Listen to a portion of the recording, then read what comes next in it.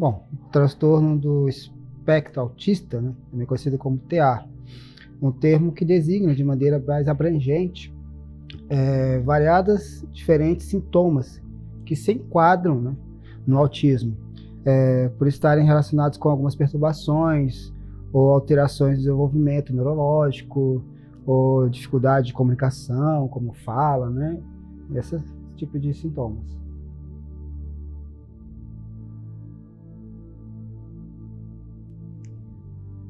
A gente ficou sem chão. Foi muito difícil. Porque os médicos, eles não tiveram muito tato com a gente. Eles vieram que era um doutor, né? Até muito conhecido. E eles falaram que o Miguel, ele tinha retardo mental. Eles usaram essa expressão. Seu filho é um retardado mental. E aquilo, eu olhava para o Wellington e eu não entendia, porque o autismo do Miguel, a gente não sabia o que era. Miguel, desde muito cedo, ele não gostava que pegasse nele. Ele não interagia com a gente. Ele virava, quando a gente às vezes ia pegar ele se virava, uma criança de 6 meses. Então, o diagnóstico do Miguel veio depois de quase 3 anos, a gente lutando para saber o que era.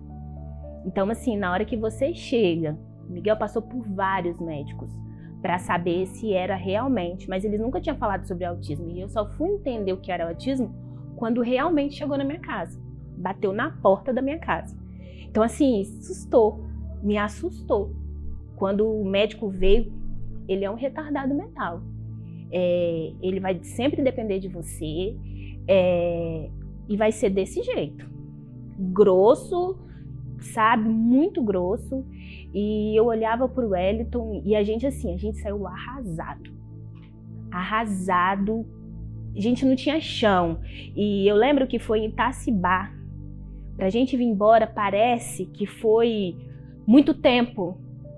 A gente não conseguia chegar em casa, ele ainda teve que trabalhar. E eu fiquei com aquilo, até que eu consegui chorar. Aí veio o luto. Porque a gente teve um luto muito grande. A gente não... No primeiro momento você não aceita, no segundo momento você fala assim, Senhor, por quê? Por que comigo? Por que comigo? Não tô entendendo por quê comigo. Por que tá acontecendo isso? Porque ele, tão novo, Miguel não comia, Miguel não bebia, Miguel só vivia de mamadeira, ele não é uma criança que comia papinha, era muito difícil, porque o autismo, ele tem várias coisinhas. Ele não interage, ele não olha, ele não faz contato visual, que era uma coisa que ele tinha muito, só que agora ele perdeu porque toda vez que eu vou falar com ele, olha pra mim. E lá em casa a gente virou tipo uma equipe. O que eu falo, ela fala e o marido fala. Então, ele olha agora. Bem, sabe? Mas ele demorou muito. Interagir, comer, não gostava de qualquer coisa. Até hoje, ele come arroz, feijão, farofa e bife. Ou de boi ou de frango. E de vez em quando um ovo. Fora isso, lasanha, difícil por causa da seletividade alimentar que ele tem.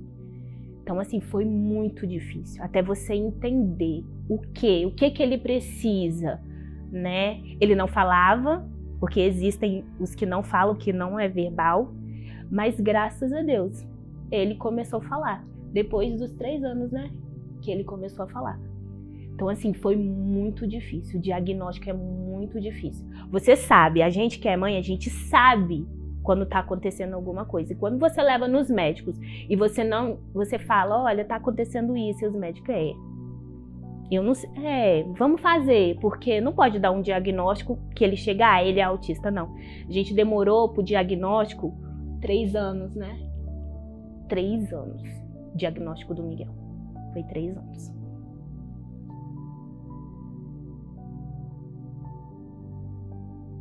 Eu vim para a igreja porque as outras igrejas que eu ia, pelo Miguel, quando ele vê muita gente, ele se agita. Isso é chamado de autorregulação. Ele não está se sentindo bem, então ele pula para que ele se sinta naquele ambiente. Então, para mim foi muito difícil. Por quê? Ele tem dificuldade auditiva, barulhos altos, igreja, luz, sensibilidade à luz. Ele tinha sensibilidade auditiva. Se você colocar um carro passar, ele bota a mão, nossa, mãe, tá alto, né? E bateria, som, a iluminação da igreja, isso deixava ele muito agitado, muito agitado. Então, outras igrejas que a gente passou, foi muito difícil, porque ele não queria ficar dentro da igreja, ele queria ficar fora. E eu lembro que a igreja tinha um pedacinho que era uma parede. Então eu ouvia o culto, os primeiros dias, do lado de fora, porque ele se sentia preso e por causa da luz, que era demais, e o som era demais, né? E eu lembro que eu passei esse processo uma semana indo, e as pessoas vinham, conversavam comigo, até que eu subi na sala do Alma Kids. E lá,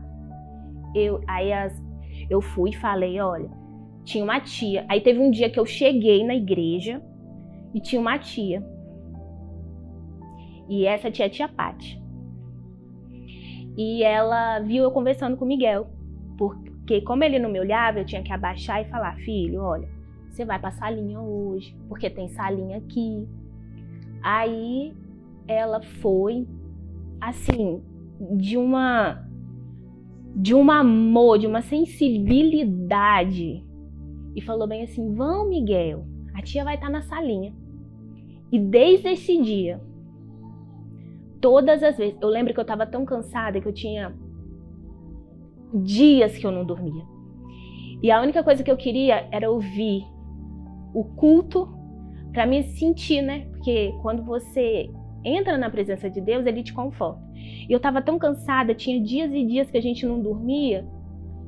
E esse dia, eu lembro como se fosse hoje. Ela pegou o Miguel, levou para a salinha. E aqueles dias, ela ia subindo e ela ficava com o Miguel dentro da salinha. Ela não me incomodava. Eu não falei o que eu estava passando dentro de casa, mas ela, com uma sensibilidade, ela ia ficar. Todas as vezes ela não estava de escala, ela subia para ficar com o Miguel e o Miguel só ficava com ela. No entanto, que depois o Miguel só queria ficar com ela. Mas foi. Então, assim, essa sensibilidade que o Alma Kids teve com o Miguel fez toda a diferença. Porque existem crianças que gritam. Ele não grita, ele é muito quieto. Mas tem crianças que gritam. E às vezes existem pessoas que acham que é birra, mas é crise, porque ela tá vendo aquela agitação toda. E ele ficou muito agitado, ficou. Mas ela, assim, teve uma grandeza. Até hoje a gente fala, Pati, você foi guerreira comigo. E ela não sabia. Ela não sabia, eu era nova convertida na igreja. Na verdade, eu nem era nova convertida, eu não queria saber de ninguém, eu só queria saber de ouvir o culto. Quando o pastor falava amém, eu já estava em casa. Mas eu queria, era um lugar que eu chegava e falava assim, meu Deus, tô aqui, o que o Senhor quer falar comigo?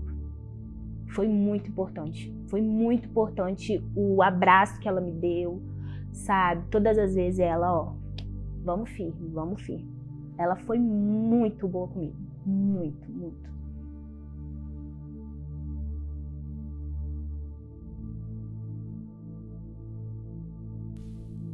O primeiro conselho que eu dou é, se você tem um filho que você sabe que ele está com problema, a primeira coisa é a aceitação.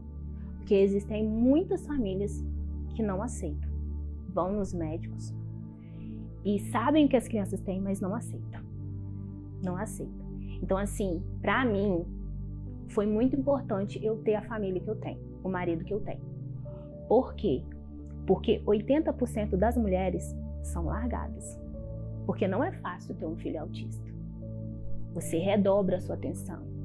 É muito cansativo às vezes, mas é prazeroso.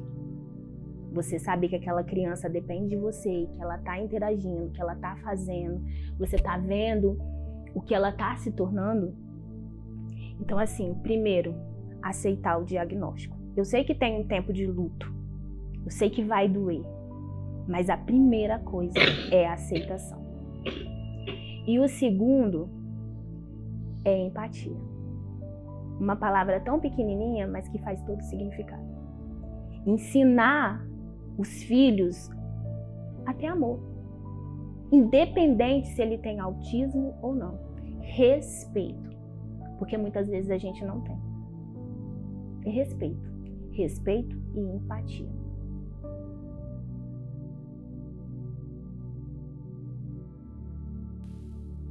E depois que aconteceu isso tudo, Miguel pediu para mim entrar no Alma Kids. Mãe, por que você não é tia do Kids? Por que você não é?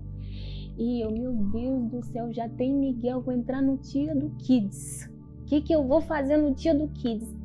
E eu cheguei, falei com a Mai, conversei com a Mai. E falei, Mai, eu tô aqui porque o Miguel quer que eu seja tia do Kids. E eu cheguei no Kids, eu me apaixonei. Eu me apaixonei pelo trabalho que a Mai faz, pelo trabalho da nossa igreja. Porque eu posso falar que a nossa igreja é uma igreja acolhedora e frutífera. Eu senti na minha pele. Eu senti o quanto eu fui abraçada. E abraçada não só de ser abraçada mesmo, de ser confortada, mas todos os cursos de autismo que tinha para as tias, que a gente entrou, eles prontamente, a equipe prontamente ia comigo. Tem um curso aqui de autismo, a gente ia, a gente faz. Então, assim, para mim, o Alma Kids foi um divisor de águas, né? Da Carla antes e da Carla de agora. E eu sou muito grata ao Alma Kids.